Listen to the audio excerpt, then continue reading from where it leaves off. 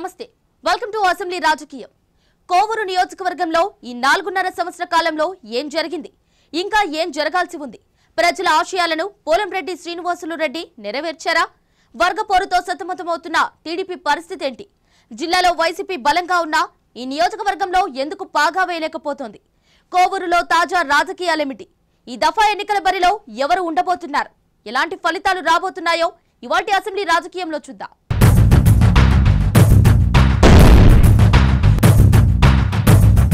కోవూరు నియోజకవర్గం భౌగోళిక పరిస్థితులు ఎలా ఉన్నాయి అసలు నియోజకవర్గం ఎప్పుడు ఏర్పడింది నియోజకవర్గం ఏర్పడిన తర్వాత ఏ పార్టీల నుండి ఎవరెవరు గెలిచారో ఒకసారి చూద్దాం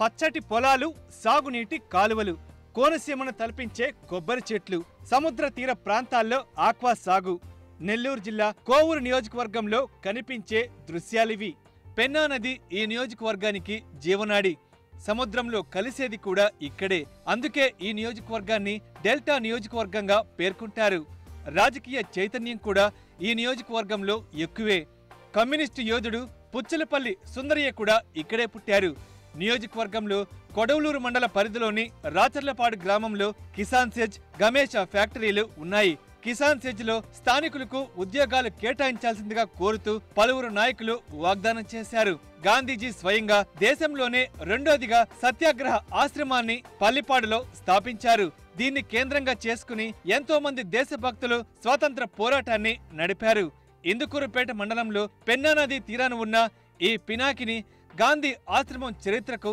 సాక్ష్యంగా నిలుస్తోంది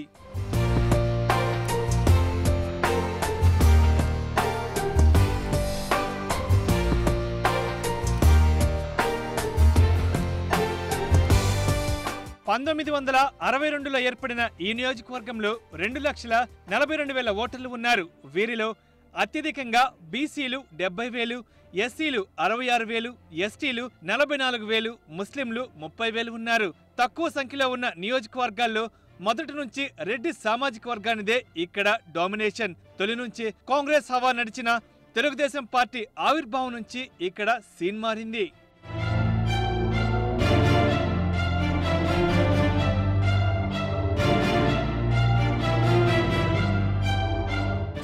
1962లో ఈ నియోజకవర్గం ఏర్పడింది నియోజకవర్గం ఏర్పడినప్పటి నుంచి మొత్తం 13 సార్లు అసెంబ్లీ ఎన్నికలు జరిగాయి మొట్టమొదటిసారి జరిగిన ఎన్నికల్లో రేబాల దశరథరామిరెడ్డి కాంగ్రెస్ పార్టీ తరపున పోటీ చేసి గెలుపొందారు 1967 ఎన్నికల్లో వెంకురెడ్డి కాంగ్రెస్ తరపున 1972లో పి రామచంద్రారెడ్డి కాంగ్రెస్ తరపున 1978లో పెళ్లకూరు రామచంద్రారెడ్డి కాంగ్రెస్ తరపున 1983లో నలపరెడ్డి శ్రీనివాసరెడ్డి ఇండిపెండెంట్ గా పోటీ చేసి గెలుపొందారు 1985లో నలపరెడ్డి శ్రీనివాసరెడ్డి టీడీపీ తరపున 1989లో నలపరెడ్డి శ్రీనివాసరెడ్డి కాంగ్రెస్ తరపున 1994లో నలపరెడ్డి ప్రసన్న కుమార్ రెడ్డి టీడీపీ తరపున పోటీ చేసి తన ప్రత్యర్థిపై 34,582 ఓట్ల మెజారిటీతో గెలుపొందారు 1999లో నలపరెడ్డి ప్రసన్న కుమార్ రెడ్డి టీడీపీ తరపున 2004లో పోలంరెడ్డి శ్రీనివాసరెడ్డి టీడీపీ తరపున పోటీ చేసి గెలుపొందారు 2009లో నలపరెడ్డి ప్రసన్న కుమార్ రెడ్డి టీడీపీ తరపున 2012 ఉప ఎన్నికల్లో ఎస్సీ రెడ్డిపై నలపరెడ్డి ప్రసన్న కుమార్ రెడ్డి వైసీపీ తరపున పోటీ చేసి గెలుపొందారు 2014 ఎన్నికల్లో పోలంరెడ్డి శ్రీనివాసరెడ్డి టీడీపీ తరపున పోటీ చేసి తన సమీప ప్రత్యర్థి అయిన ప్రసన్న కుమార్ రెడ్డిపై 7,937 ఓట్ల మెజారిటీతో గెలుపొందారు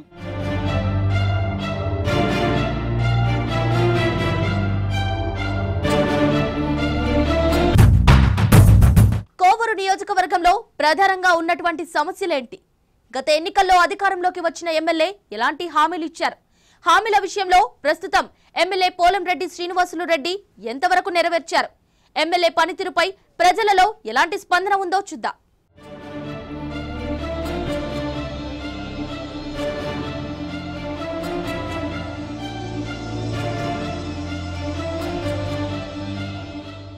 2014 ఎన్నికల్లో పోలంరెడ్డి ప్రధానంగా ఇచ్చిన హామీ మూతపడ్డ కోవూరు షుగర్ ఫ్యాక్టరీని తెరిపించడం. ప్రత్యక్షంగా పరోక్షంగా 17,000 మందికి ఉపాధి కల్పించే ఈ ఫ్యాక్టరీ మూతపడడంతో రైతులు కార్మికులు అంతా ఇబ్బంది పడుతున్నారు. 4.5 ఏళ్లు గడిచిన పోలంరెడ్డి ఈ విషయంలో ఏ విధంగా స్పందించలేదనేది ఇక్కడి ప్రజల వాదన. కొడవలూరు మండలంలో కిసాన్ సెజ్ ఉంది. రైతుల నుంచి 3,346 ఎకరాల భూమిని సేకరించారు. రాష్ట్రంలోని తొలి వ్యవసాయ ఆధారిత సెజ్ ఇదేనంటూ ప్రకటన చేశారు. అయితే దీనిపై గత ప్రభుత్వాలేవి ప్రత్యేకంగా దృష్టి సారించిన దాఖలాలు కూడా లేవు. 2014 ఎన్నికల్లో పోలంరెడ్డి శ్రీనివాసరెడ్డి దీన్ని ప్రధాన అస్త్రంగా మలుచుకున్నారు. ఈ ప్రాంతంలో సెజ్ ఏర్పాటైతే అభివృద్ధి పెరుగుతోందని, భూమి ధరలకు రెక్కలొస్తాయంటూ ఇక్కడ ప్రజల నుంచి భూములు లాక్కున్నారు. అప్పట్లో ఈ వ్యవహారంపై సొంత పార్టీ నేతల నుంచే వ్యతిరేకత వ్యక్తమైంది. ఈ కిసాన్ సెజ్ ప్రాంతంలో స్థానికంగా ఉన్నటువంటి నిరుద్యోగులకు ఉపాధి కల్పిస్తామని చెప్పి హామీలిచ్చినా సరే పోలంరెడ్డి దాని ఊసే తీయడం లేదని నిరుద్యోగులు మండిపడుతున్నారు. మేము చిన్నప్పటి నుంచి మనకు దగ్గరగా ఉంటుందని చెప్పి ఈ షుగర్ ఫ్యాక్టరీ రన్నింగ్లో ఉన్నప్పటి నుంచి ఏదన్నా మెకానికల్ సైడ్ చదువుకుంటే అక్కడ మెకానికల్గా ఉద్యోగాలు వస్తాయి, ఇక్కడే దగ్గరగా ఉండి ఉద్యోగం చేసుకోవచ్చు అని మేము అనుకొని మేము కష్టపడి చదువుకుంటే ఈ ఇంతకు ముందర ఎమ్మెల్యేలు అయితే ఏమి అధికారులు పెద్ద అధికారులు అందరూ హామీలు ఇచ్చి షుగర్ ఫ్యాక్టరీని ఓపెన్ చేస్తాం, దాన్ని రన్నింగ్లో పెడతామని చెప్పిన తర్వాత మేము కష్టపడి చదువుకున్న తర్వాత ఫ్యాక్టరీ ఓపెన్ కాలేదు, మాకు ఉద్యోగాలు రాలేదు. మెకానికల్ సైడ్ ఏదన్నా సెటిల్ అవుదామన్నా ఏం లేదు. ఇక్కడ అందరం కష్టపడి చదువుకొని కూడా ఖాళీగా ఉన్నాం. ఈరోజు ఈ నియోజకవర్గ పరిధే కాదు, మన జిల్లాలో ఉన్నటువంటి ఏకైక సహకార రంగంలో పనిచేసేటువంటి ఒక ఫ్యాక్టరీ. ఆ ఫ్యాక్టరీ మూతబడి ఉంది. తెలుగుదేశం ప్రభుత్వం వారు, ముఖ్యంగా మన నియోజకవర్గ ఎమ్మెల్యే ఆయన ఎన్నికల్లో ఇది కోవూరు చక్కెర ఫ్యాక్టరీని మేము అధికారంలోకి వస్తే తప్పనిసరిగా దాన్ని నిలుపుతాము అని చెప్పారు. సాక్షాత్ ముఖ్యమంత్రి గారు నెల్లూరు వచ్చినప్పుడు 4.5 సంవత్సరాల క్రితం కోవూరు చక్కెర ఫ్యాక్టరీని మేము ఖచ్చితంగా నడుపుతామని చెప్పారు. కానీ ఈ రోజుకి ఎమ్మెల్యే గారు కానీ ముఖ్యమంత్రి గారు కానీ ఆ విషయంలో ఏమీ ఒక్క అడుగు కూడా ముందుకు పడడం లేదు. అది అట్ట మూతబడి తుప్పుపట్టిపోతుంది. చంద్రబాబు నాయుడు కూడా మీ ఫ్యాక్టరీని తెరిపించే బాధ్యత నాది, నా భుజాల మీద తీసుకుంటానని చెప్పాడు. కానీ మర్చిపోయాడు. అట్లా మర్చిపోయినా సరే మర్చిపోకుండా మా ఫ్యాక్టరీని పునరుద్ధరిస్తే ఖచ్చితంగా మళ్ళీ రైతులు కోలుకుంటారని ఎంతోమంది రైతు కూలీలు గెలిచిన తర్వాత ఎమ్మెల్యేకి ఎన్నోసార్లు మొరపెట్టుకున్నాం. మా గ్రామంకి వచ్చినప్పుడల్లా మేము చెప్పుకుంటాను, వాళ్ళు ఏంది సమర్థిస్తూ ఉన్నారు. కోవూరులో ఇండోర్ స్టేడియం నిర్మాణం చేపడతా అని చెప్పి దాని ఊసే తీయడం మర్చిపోయారు. మైపాడులో ఫిషింగ్ హార్బర్ ఏర్పాటు చేస్తానన్న హామీ కూడా సముద్రంలోనే కలిసిపోయింది. నియోజకవర్గంలో మైపాడు బీచ్ పర్యాటకులతో నిత్యం రద్దీగా ఉంటుంది. నెల్లూరు నగరానికి కూడా కేవలం 20 కిలోమీటర్ల దూరం ఉన్నందువల్ల ప్రజలు నిత్యం మైపాడు బీచ్ కు క్యూ కడుతుంటారు. అయితే ఈ బీచ్ ను విశాఖపట్నంలో ఆర్కే బీచ్ లా అభివృద్ధి చేస్తానని పోలంరెడ్డి హామీ ఇచ్చారు. గడిచిన కాలంలో ఇచ్చిన హామీ మాత్రం సముద్ర ఘోషలో కలిసిపోయింది. గంగపట్నం, పల్లెపాలెం తీర ప్రాంత గ్రామాలు సముద్ర జలం వరద తాకిడికి గురికాకుండా చేపడతామన్న నివారణ చర్యలు ఇంకా ఆచరణకు నోచుకోలేదు. బుచ్చిరెడ్డిపాలెం మండలం పరిధిలోని గిరిజనులందరికీ పక్కా ఇల్లు నిర్మిస్తానని హామీ ఇచ్చారు. ఇప్పటికీ ఈ హామీపై ఎమ్మెల్యే మాట్లాడిందే లేదు. ముదివర్తిపాలెం మధ్య పెన్నానదిపై బ్రిడ్జి హామీ మాత్రం సముద్ర గర్భంలో కలిసిపోయింది. నిర్మాణం చేయాలని ప్రజలు ఎప్పటినుంచో కోరుతున్నారు. ఇందుకూరుపేట, విడవలూరు మండలాల్లోని తీర ప్రాంత గ్రామాల్లో త్రాగునీటి సమస్య ఏర్పడుతోంది. ఆక్వా సాగు వల్ల తాగునీరు ఉప్పు నీరుగా మారుతుంది. ఎన్నిసార్లు ఎమ్మెల్యే దృష్టికి తీసుకెళ్లినా ఈ సమస్య మాత్రం పరిష్కారం కావడం లేదు. వస్తున్నాడు పోతున్నాడు, ఆయన ఎప్పుడు అసలు లేదు. ఇప్పుడు అసలు శాంతినగర్కి వచ్చిన పాపానే అసలు ఇంతవరకు చూడాల. అసలు ఎమ్మెల్యే గారు ఎక్కడ తిరుగుతారో బుచ్చిరెడ్డిపాలెం శాంతినగర్కి వచ్చిన పాపానే బాలేదు. ఏ పని మాకు చేయలే. సైడ్ కాలువలు లేవు. ఏ దోమలతో అల్లాడిపోతున్న జనాలు. ఇక్కడ పందులు శైర్యహారం చేస్తున్నాయి. ఇక్కడ పట్టించుకునే నాదురే లేడు. ఏమన్నా అంటే వాళ్ళకి చెప్పండి, వీళ్ళకి చెప్పండి. వాళ్ళకి చెప్తే వాళ్ళు రారు, వీళ్ళకి చెప్తే వీళ్ళు రారు. 4.5 సంవత్సరాల కాలంలో ఎమ్మెల్యే మాత్రం ప్రభుత్వ నిధులతో కొన్ని పనులు చేశారని చెప్పొచ్చు. కనిగిరి రిజర్వాయర్ పూడికతీత పనులకు అనుమతి సాధించారు. రెగ్యులేటర్ మరమ్మతులకు నిధులు కేటాయింపు పొందారు. ఈ పనులు ఇంకా చేపట్టాల్సి ఉంది. కోవూరులో ప్రభుత్వ డిగ్రీ కళాశాల ఏర్పాటు చేయించారు. దాతల సాయంతో నూతన భవన నిర్మాణాలు చేపట్టారు. ఇటీవల భవన నిర్మాణానికి ప్రారంభోత్సవం కూడా చేశారు. వెడవలూరు మండల పరిధిలోని రామతీర్థాన్ని పర్యాటక కేంద్రంగా తీర్చిదిద్దుతామన్నారు. సముద్ర తీర ప్రాంతంలో వసతి భవనాలు నిర్మించారు. వీటిని ఇంకా ప్రారంభించాల్సి ఉంది. అంతేకాకుండా నియోజకవర్గ పరిధిలోని పలు గ్రామాల మధ్య అంతర్గత రోడ్లను పెద్ద సంఖ్యలోనే ఏర్పాటు చేశారు. ప్రతి రోడ్డు సిమెంట్ రోడ్డు వేస్తున్నాడు. ప్రతి కాలువలు కలవత్తులు కాలువ బ్రహ్మాండంగా చేయిస్తున్నాడు. మా నియోజకవర్గంలో ప్రతి నెలకి ఒక సమావేశం ఎమ్మెల్యే గారు పెట్టి మీ అభివృద్ధి కార్యక్రమం గురించి చెప్పండి, ఏం కావాలో తెస్తాను ముఖ్యమంత్రి కాడికి పోయి అని బ్రహ్మాండంగా ఎమ్మెల్యే గారు ప్రోత్సహిస్తామన్నాడు. మేము ఏది అడిగినా కాదనకుండా కాలాలతో ఇవ్వటం అయితేవి, ఇటు పెన్షన్ ఇవ్వటం అయితే, కార్డులు ఇవ్వటం అయితేవి బ్రహ్మాండంగా. ఈరోజు ముసలోళ్ళు అయితే గ్రామంలో కనీసం చెలాయిపడి పనిచేసి 270 మందికి పెన్షన్ ఈరోజు 200 నుంచి 1000 రూపాయలు 1500 పెంచి బ్రహ్మాండంగా ఇస్తున్నారు. వాళ్ళు దేవుడి మాదిరి చూస్తూ ఉన్నారు చంద్రబాబు నాయుడు ముఖ్యమంత్రి గారిని. మా ఎమ్మెల్యే గారు ఎప్పుడైనా కూడా ప్రజల్లో ఎప్పుడు ఉండి అందరిని కలుపుకొని మంచిగా పోతా ఉన్నారు. ఆయన మీద ఏదో చెడ్డ చెప్తా ఉన్నారు, కానీ అవన్నీ అవాస్తవాలు. మా పోలంరెడ్డి శ్రీనివాసరెడ్డి గారికి టికెట్ కన్ఫర్మ్గా వస్తుంది. ఆయనకి టికెట్ డిక్లేర్ అవుతుందని నేను ఆశిస్తా ఉన్నాను. గడిచిన 4 నెలల కాలంలో పోలంరెడ్డి వ్యవహారంపై నియోజకవర్గ ప్రజల్లో భిన్న స్వరాలు వినిపిస్తున్నాయి. శాసనసభ్యుడిగా పోలంరెడ్డి శ్రీనివాసరెడ్డి అందరికీ ప్రాధాన్యత ఇస్తూ సమస్యల పరిష్కారం కోసం పార్టీలకు అతీతంగా పనిచేస్తున్నారనేది ఇక్కడి ప్రజల వాదన. అయితే గడిచిన 4.5 కాలంలో అవినీతి ఆరోపణలు ఎదుర్కొంటున్న ప్రజలకు అందుబాటులో ఉంటారని చెప్తున్నారు. అయితే గెలిచింది కోవూరు నియోజకవర్గంలోనైనా ఎక్కువ శాతం హైదరాబాద్ లో ఉంటారనేది కొంతమంది వాదన. ఈ కోవూరు నియోజకవర్గంలో ఎమ్మెల్యే తెలుగుదేశం ఎమ్మెల్యే ఉన్నారు. ఆయన ఎన్నికల ముందు అనేక వాగ్దానాలు చేశారు. ఏ ఒక్కడు కూడా పూర్తి చేయలేదు. ప్రధానంగా ఈ కనిగిరి వారి కింద సాగునీటి కాలువలు ఉన్నాయి. ఏ కాలువలు కూడా సరైన విధంగా వాటిని ఆధునీకరించలేదు. ఈ వర్షాలప్పుడు పై తొంగ తీసేసి లక్షలాది రూపాయల ప్రజాధనాన్ని దోచుకొని తింటాం. చుట్టూ అరుంధతివాడ మధ్యలో ఉంది. దాంట్లో డంపింగ్ యార్డ్ ఏర్పాటు చేయాలని మా మీద బలప్రయోగం చేసేదానికి ప్రయత్నం చేశారు. దాన్ని మేము వ్యతిరేకించి జన్మభూమి సభ్యులకి తెలియపరిచాము. జన్మభూమిలో కూడా అర్జీలు ఇచ్చాము. కానీ మా విన్నపాలు వాళ్ళు పరిగణలోకి తీసుకోవడం లేదు. ఎమ్మెల్యే పనితీరు కూడా మాకేమంతగా నచ్చడం లేదు. ఆయన గ్రామంలో సంచరించి కానీ ఎలాంటి అభివృద్ధి కార్యక్రమాలు ఏ విధంగా జరుగుతుంటాయో అది తెలుసుకునే ప్రయత్నం కూడా చేయలేదు. జన్మభూమి కమిటీ సభ్యులు వాళ్ళ దగ్గర పనిచేసేటువంటి కూలీలకి మాత్రమే లబ్ధిదారులుగా ఎంపిక చేసి ఈ బర్రెల్లోనూ గొర్రెల్లోనూ వాళ్ళకి సంబంధించిన వ్యక్తులకే ఇచ్చారు. ఇక నియోజకవర్గంలో ఎమ్మెల్యే పనితీరుపై ప్రతిపక్షం వైసీపీ వర్షన్ మరోలా ఉంది. శాసనసభ్యుడిగా 4.5 పాలనలో ఎమ్మెల్యే చేసింది ఏమీ లేదంటూ విమర్శిస్తున్నారు.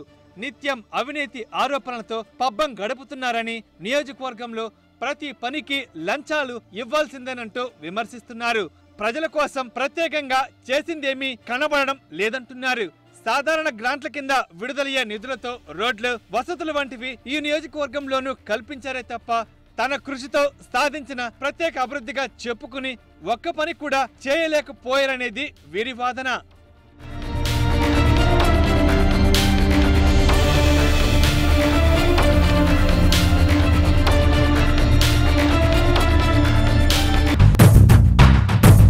కోవూరు నియోజకవర్గంలో తాజా రాజకీయ పరిస్థితులు ఎలా ఉన్నాయి? 2019 సార్వత్రిక ఎన్నికల్లో ఏ పార్టీ నుండి ఎవరెవరు పోటీ చేయాలని భావిస్తున్నారు? రాష్ట్రంలో అధికారంలో ఉన్న తెలుగుదేశం పరిస్థితి ఏంటి? ప్రతిపక్షంలో ఉన్నటువంటి వైసీపీ పరిస్థితి ఎలా ఉంది? ఇప్పుడే పురుడు పోసుకుంటున్న జనసేన, అదేవిధంగా కాంగ్రెస్, బీజేపీల పరిస్థితి ఎలా ఉందో ఒకసారి చూద్దాం.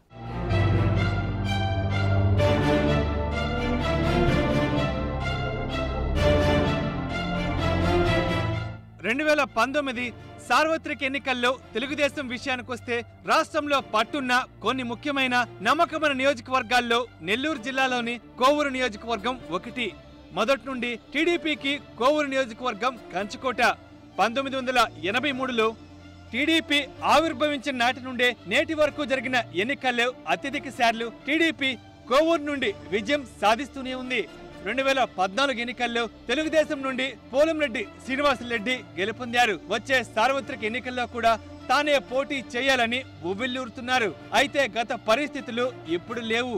ఇప్పుడు నియోజకవర్గంలో గ్రూపులు, వర్గాలు పార్టీ పరువును బజారుకిడిస్తున్నాయి. జిల్లాలో తెలుగుదేశం పార్టీకి సంబంధించి కోవూరులో ఉన్నంతగా ఇంకే నియోజకవర్గంలో వర్గ రాజకీయాలు లేవు. మిగిలిన కొన్ని నియోజకవర్గాల్లో కూడా వర్గ నాయకులు ఉన్నప్పటికీ వీధిన పడడం లేదు. ఎవరి పనులు వాళ్ళు సైలెంట్ గా చేసుకుంటున్నారు. కానీ గత 4.5 ఏళ్లుగా కోవూరు టీడీపీలో వర్గ రాజకీయాలు రచ్చకెక్కుతూనే ఉన్నాయి. మొన్నటి దాకా ఎమ్మెల్యే పోలం శ్రీనివాసరెడ్డి, టీడీపీ నాయకుడు పెళ్లకూరు శ్రీనివాసరెడ్డిల మధ్య విభేదాలు రచ్చకెక్కడం జరిగింది. పోలంరెడ్డి చర్యలను పెళ్లకూరు వర్గీయులు గట్టిగా వ్యతిరేకిస్తున్నారు. కాంగ్రెస్ నుంచి వచ్చిన వాళ్లకు ప్రాధాన్యత కల్పిస్తూ పార్టీ జెండాలు మోసిన తమను పక్కన పెడుతున్నారనే అసంతృప్తి కొందరు కోవూరు తెలుగుదేశం నాయకుల్లో ఉంది.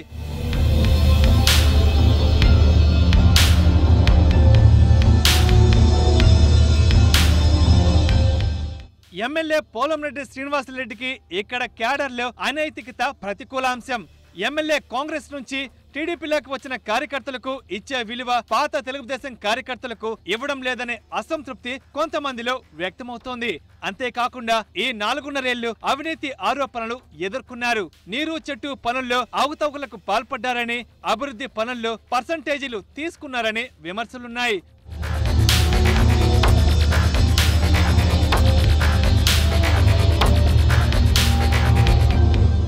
ఇక ప్రతిపక్షం వైసీపీ విషయానికి వస్తే నల్లపురెడ్డి ప్రసన్న కుమార్ రెడ్డి తన ప్రచారాన్ని ఉధృతం చేస్తున్నారు. వచ్చే ఎన్నికల్లో ఎలాగైనా కోవూరు నియోజకవర్గం నుంచి గెలుపొందాలని శ్రమిస్తున్నారు. నల్లపురెడ్డి ప్రసన్న కుమార్ రెడ్డి పెద్దగా ఎవరితో కలవరు. ఆయన పని ఆయన చేసుకుని పోతుంటారు. నియోజకవర్గానికే పరిమితమవుతారు. తొలుత ప్రసన్న కుమార్ రెడ్డి జిల్లా పార్టీ అధ్యక్ష బాధ్యతలను వైఎస్ జగన్మోహన్ రెడ్డి అప్పగించారు. అయితే నేతల మధ్య సమన్వయం చేసుకోలేకపోవడం, జిల్లా వ్యాప్తంగా పార్టీని బలోపేతం చేయలేనని భావించిన ప్రసన్న కుమార్ రెడ్డి ఆ బాధ్యతల నుంచి స్వచ్ఛందంగా తప్పుకొని కోవూరు నియోజకవర్గానికే పరిమితమయ్యారు. 2009లో నల్లపురెడ్డి ప్రసన్న కుమార్ రెడ్డి టీడీపీ నుంచి గెలిచారు. ఆ తర్వాత ఆయన వైసీపీలో చేరి రాజీనామా చేశారు. ఉప ఎన్నికల్లో మళ్లీ వైసీపీ అభ్యర్థిగా బరిలోకి దిగి విజయం సాధించారు. గత ఎన్నికల్లో మళ్లీ తన చిరకాల ప్రత్యర్థి టీడీపీ అభ్యర్థి పోలంరెడ్డి శ్రీనివాసరెడ్డి చేతిలో ఓటమి పాలయ్యారు. ఇక ఈసారి తన విజయం ఖాయమన్న ధీమాలో ప్రసన్న ఉన్నారు. మరోవైపు తెలుగుదేశం పార్టీలో విభేదాలు కలిసి వస్తాయని భావిస్తున్నారు. గత ఎన్నికల్లో నెల్లూరు జిల్లాలో మొత్తం 10 స్థానాలకు గాను వైసీపీ 7 గెలుచుకోక టీడీపీ 3కే పరిమితమైంది.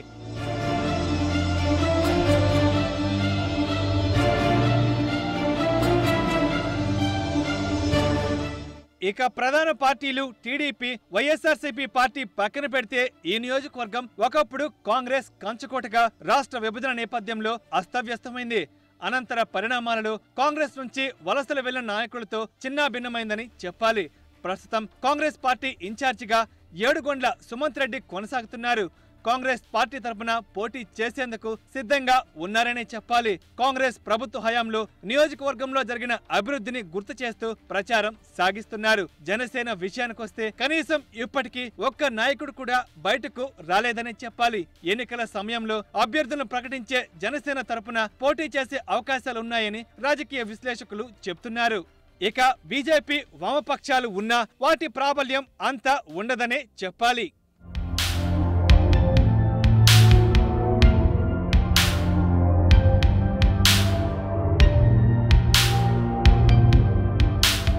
ఇక ఏది ఏమైనప్పటికీ 2 లక్షల పైచిలుకు ఓటర్లు ఉన్న కోవూరు నియోజకవర్గంలో రాబోవు 2019 ఎన్నికల్లో ప్రజలు ఎవరిని గెలిపిస్తారో, సిట్టింగ్ టీడీపీ ఎమ్మెల్యే రెండవసారి కూడా గెలుస్తారా, టీడీపీని ఓడించి వైసీపీ ఎమ్మెల్యే ప్రతీకారం తీర్చుకుంటారో తెలియాలంటే వేచి చూడాల్సిందే.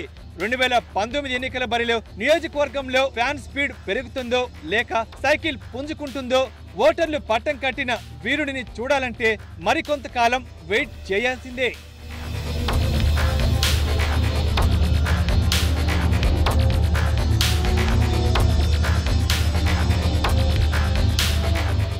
ఇది ఇవాల్టి అసెంబ్లీ రాజకీయం. మరో అంశంతో మళ్ళీ కలుసుకుందాం. నమస్తే.